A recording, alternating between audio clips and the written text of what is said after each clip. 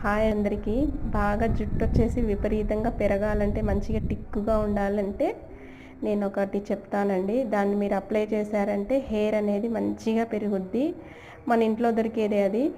మంచిగా వస్తుందండి. గ్రోత్ కూడా బాగుంటుంది హెయిర్కి.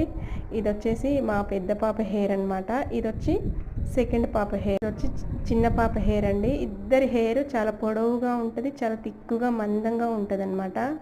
ఈ హెయిర్కి నేను ఏమేమి యూజ్ చేస్తానో చూపిస్తానండి. షార్ట్ వీడియోలో వచ్చేసి మొత్తం చెప్పలేను కాబట్టి మీకు ఎవరికైనా కావాలి అంటే లెంత్ వీడియో చేస్తాను.